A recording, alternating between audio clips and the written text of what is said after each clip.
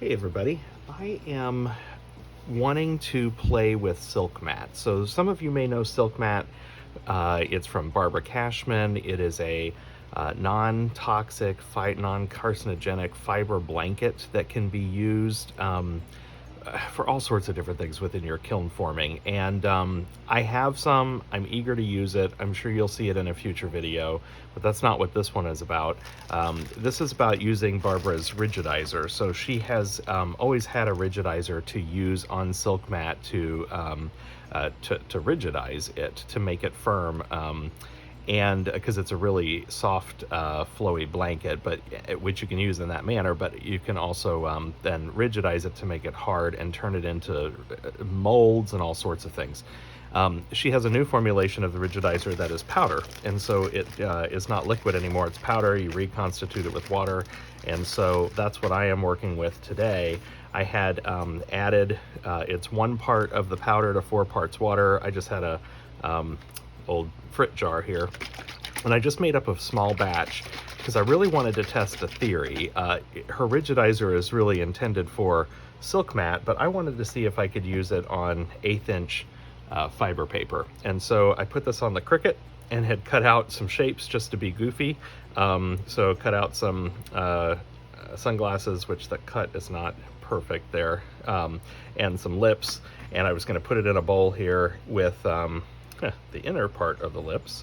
Let's see, I think it goes that way, just to play and see if this rigidizer would work on 1/8 inch fiber paper. So I have some gloves here, not because this is toxic. As a matter of fact, it even says that it's not non-hazardous, but so I shouldn't say toxic, non-hazardous. But I just don't like stuff on my hands, to be honest. Whoops, look at that. I tore right through that glove. Let's see if I can still use it. I'm out here in the hot garage. These gloves have been out here for years. That looks silly, but I'm going to go with it. So the instructions say to mix this and then let it stand for 24 hours, 12 to 24 hours. So I mixed this, I don't know, 18 hours ago. And all I'm going to do is pour this over this. Now, I've seen videos of using rigidizer on Silk Mat, and Silk Mat is very absorbent and actually absorbs this. Look, it's kind of repelling it. So what I may have to do, yeah, this may not work.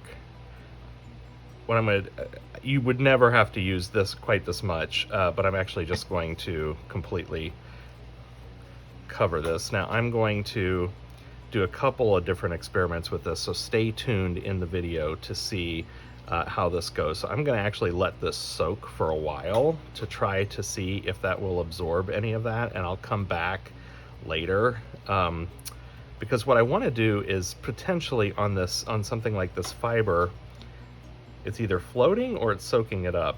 I think it's floating. Yeah, it's floating.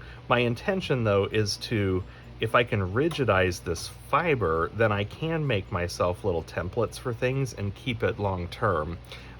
Because as you know, if you put this fiber in the kiln, the binders burn off, and then it really does start to fall apart after a few firings. You can't move it much at all. And I would like to, you've seen me make my crosses in the past, I'd like to create some templates that can go in and out of the kiln multiple times. And that's the beauty of this Silk Mat rigidizer and Silk Mat itself, is that it can go multiple times, but I just wanted to try this on fiber paper. So another test I'm going to do later here in the video is I'm actually going to fire out the binders. So I've made another template. I'm going to fire that in the kiln and then very carefully try to soak it and see if maybe that would take the Silk Mat this rigidizer rather, any differently.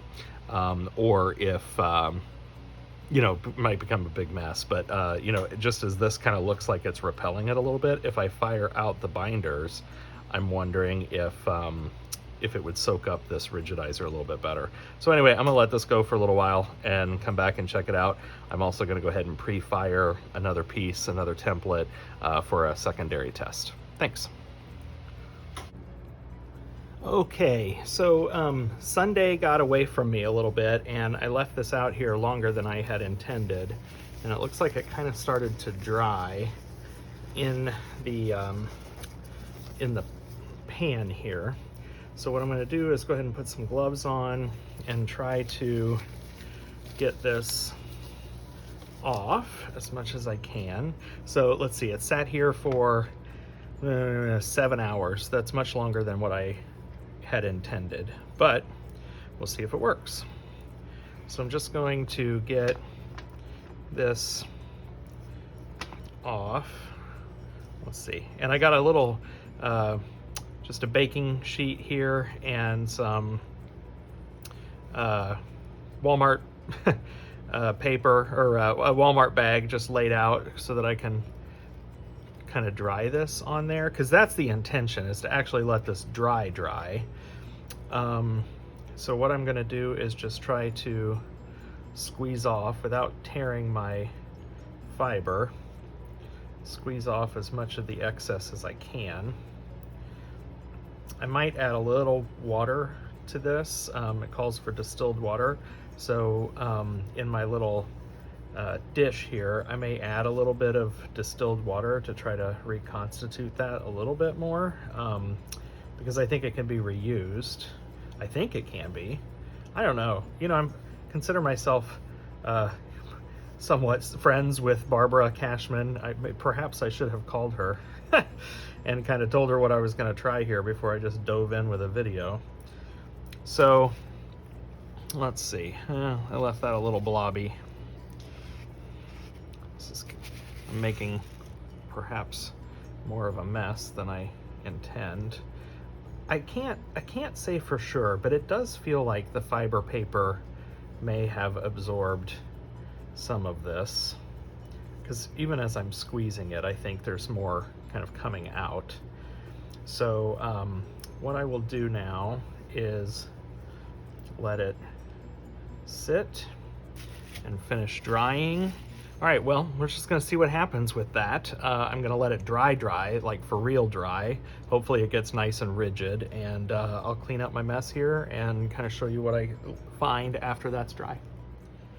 Okay, everybody, so I let my piece of fiber paper with the rigidizer dry overnight, and it's pretty firm. It is not bend proof. I'm not gonna test the limits here, and it's not, you can feel that it's maybe a little softer on the inside, as if it didn't fully permeate, but I do think that this rigidizer made its way through this and is certainly going to create something that I can use more longer term. So it hasn't been fired.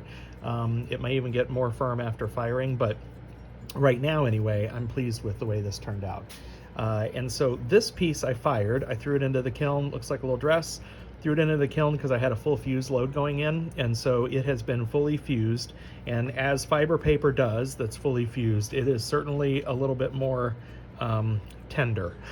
So I'm going to be gentle with it, but I'm going to go ahead and coat this in some of the rigidizer and see how it does. So I'll report back in just a bit.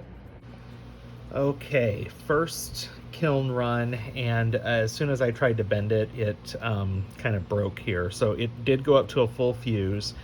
You know, something to consider is that fiber paper, you know, the binders burn out, which is why it becomes so brittle. And so I didn't know if the rigidizer would protect it from doing that, and clearly it has not, because the rigidizer really did not permeate and go all the way through. You know, it's really just on the outside, and it's not necessarily, yeah, and I just broke it open. It's not necessarily in the middle. It did not soak all the way through this, this fiber paper. So it did give a tougher external or exterior coating. You can hear that. But it does not really truly turn this into the mold, quote unquote, that I hoped it would be. Now, for me, this is still gonna work because I use fiber paper to do shapes like this, and then I stack Murini in them and fire it. And so as long as I'm careful with it, as I said, even without rigidizer, I can get several firings out of it. With the rigidizer, I think I could, you know, double my firing. So it's still going to be worthwhile for me to do that, because I'm still going to handle it carefully. I'm not going to pick this up and snap it in half like I did here. This is a test for the video. So I think it could work for me. Now, I had also pre-fired one and then tried to soak it, hoping that the that the rigidizer would soak all the way through, and this just became a mess. It just disintegrated as soon as I got it in the rigidizer. I went ahead and let it dry, but as you can see, it just doesn't work either. So that's not an option. So there you go. Now, again, I have the powdered version of the rigidizer. There is a liquid version that's for sale as well. So keep that in mind. You may only be able to find the liquid, you may be able to find the powder. For me, the powder was great. And I will continue to use it. I will also use it for the reason, or for the way in which it was intended, which is in the silk mat itself. But this was a test to see how it would work with fiber paper. So kind of mixed results. I mean, I'm a little disappointed that it didn't like turn into a good old hard mold that, you know, that would last the test of time. But I do think it is going to extend the life of my fiber molds as I make these, and so for that I will continue to use it, and I'm grateful for that. You might wonder, where do I find silk mat? Where do I find the rigidizer? This stuff is very widely distributed, so you can find it pretty much at any number of retailers. You could probably get it from Barbara directly, so I will drop some links. If you're looking for it, look in the links in the video notes, and I'll help you track it down. Thanks everybody, hope you learned something. I did. Take care until the next one. Bye-bye.